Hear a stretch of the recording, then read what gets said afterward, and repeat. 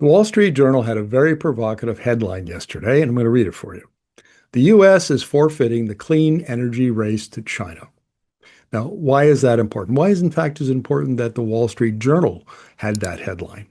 Well, the Wall Street Journal is the voice of business. It's the voice of conservatism, pro-market forces in the United States. It's widely read by Wall Street, the Trump administration, policymakers all over North America, including Canada, right?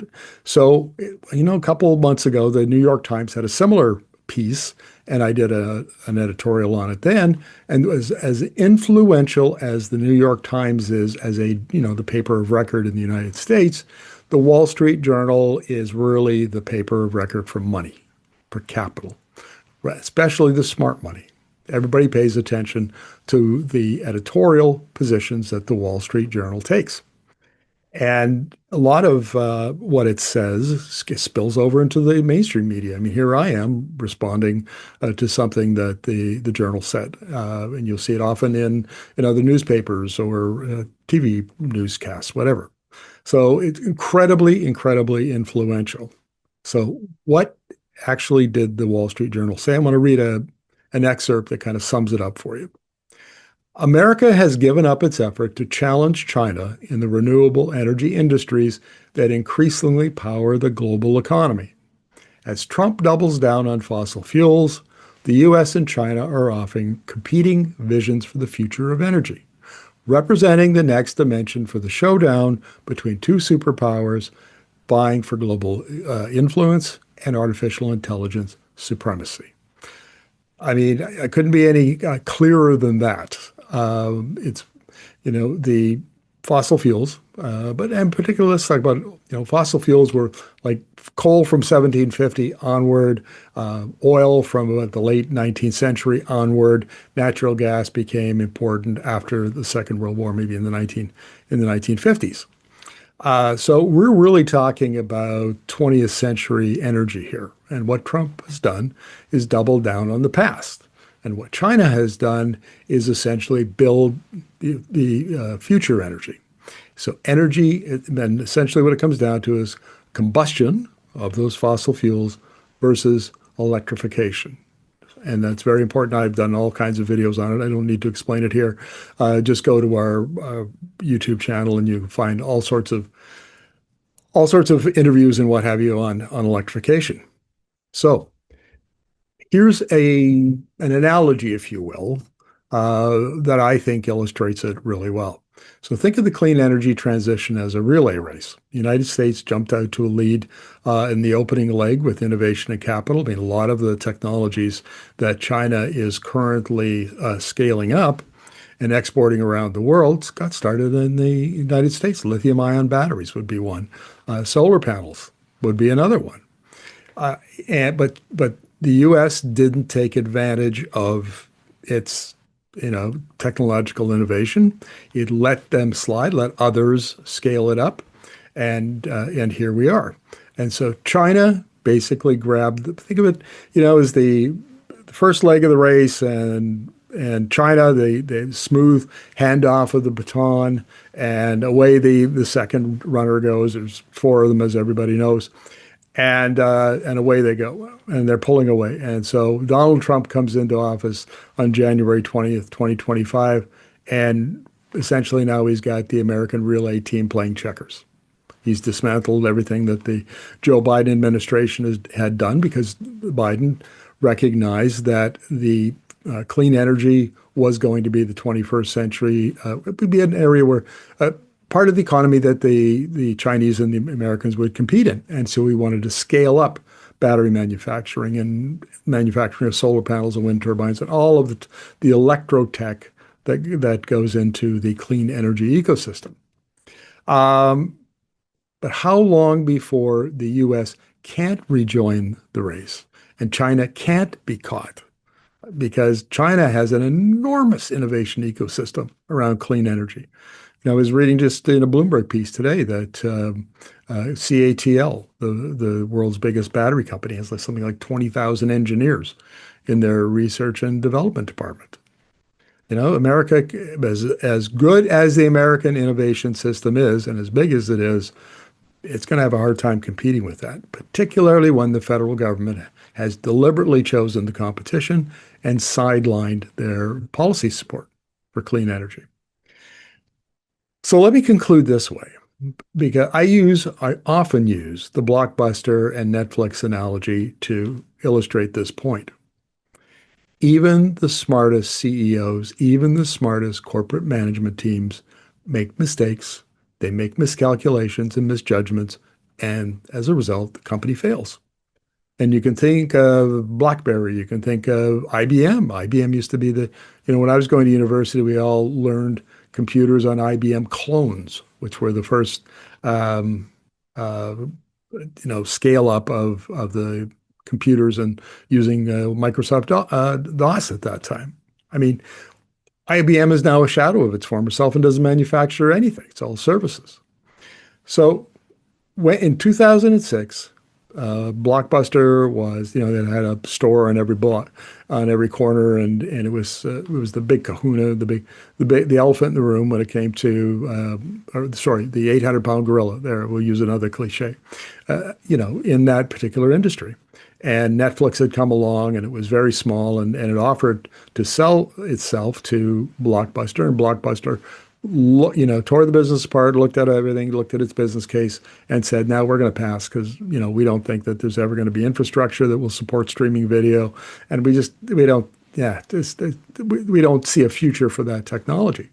4 years later, Blockbuster was bankrupt, and Netflix has gone on to be a huge multinational company. This is all over the world. So Blockbuster management made a miscalculation. And Professor Clay Christensen from the Harvard Business School has said this over and over again, that there's a long, long list of big corporations that have made similar miscalculations and their organizations went on to fail. Nobody is too big to fail. And so the question is, has Trump made a miscalculation? Has the U.S. oil and gas industry made a miscalculation? Well, I think it has. And I think that while it looks great now, remember, peak oil demand is not tomorrow. Peak oil demand, according to the International Energy Agency, is in 2030. So we literally could have, we'll see how the global economy holds up and what that means for oil and gas demand. But we could have a very strong 5 years of growth ahead of us. And then it's not going to be like somebody, flicks a switch and suddenly there's decline and a crisis in the industry. No, it'll peak and it'll plateau for a few years, and then the decline curve will start, and then we'll see problems. But that could be a decade away. But it's coming. You can see the trends in the electric tech space and the degree to which China is adopting it and then exporting the China model out into the global south. This is the future, folks. And so the question for Canadians is, has Canada screwed up? Have they made the same miscalculation that Trump and the Americans have made and that Blockbuster made when it looked at Netflix? And I would say, without a doubt, Danielle Smith, Premier of Alberta, and the Alberta-based Canadian oil and gas industry has screwed up. They have made a miscalculation. They believe in the OPEC vision, the OPEC narrative, of significant 20% growth in oil demand out to 2050, growth in LNG and natural gas, well beyond 2050. I mean, they are stampeding oil bulls and gas bulls. And the problem is that I think that they've infected the Prime Minister, Mark Carney. Because remember, Mark Carney, I mean, he's a banker to begin with. So it's not like he's some radical, long-haired hippie, professor from Simon Fraser University in BC. He's very much an establishment guy, but he made his bones in the last decade or so on climate finance at the global level. So he is tied in with climate policy and environmental groups, and there's that part to his career. But he's still a banker, a central banker, and then he worked for Goldman Sachs Canada, which is one of the biggest private investment banks in the world. So this guy has got long, deep ties to corporate Canada, of which oil and gas is, certainly, if it's not the biggest, it's the biggest exporter. So it has a lot of influence. I guess here is my point. Now we don't know yet that Carney, it's still early. It's still early days. He talks about Canada becoming an energy superpower with conventional and unconventional energy. And many of my viewers like Carney a lot, and they keep telling me that, oh, no, no, no, wait, he's playing 4D chess with Danielle Smith, and she thinks she's playing checkers. But wait, he'll outsmart her. Oh, really? One of the things he's not running a 7-Eleven here. This is a G7 economy, and he has raised expectations high. I've never seen them this high. The industry and the Alberta and Saskatchewan and actually premiers in other parts of the country want and expect more oil and gas development. They want infrastructure like LNG plants on the West Coast, maybe the East Coast. They want pipelines, maybe to the West Coast, maybe up to Churchill, Manitoba, maybe out into southern Alberta, on and on. Okay.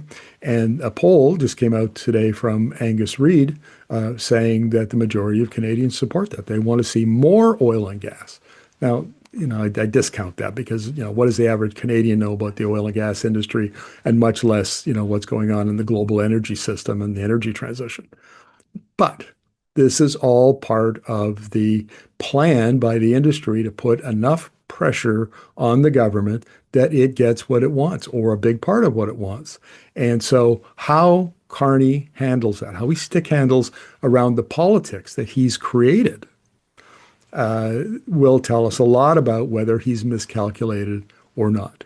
And it won't take forever. We'll know. We're going to see the major projects office, projects of national interest, like they've already had Canada LNG and a couple of mines and the Montreal port. And so we're going to see more of those in the next couple of weeks.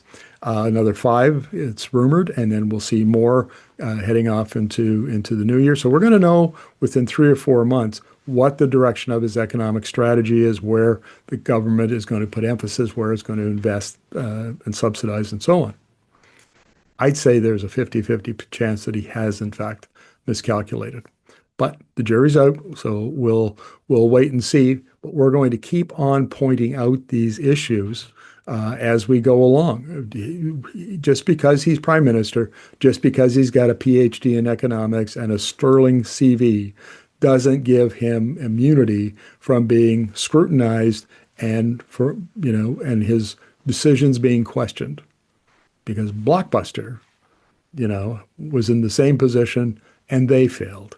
IBM was in the same position and they came close to failing. And so don't assume that Canada can't fail if it makes the same strategic miscalculation that Donald Trump and the American oil and gas industry has made. So we'll see.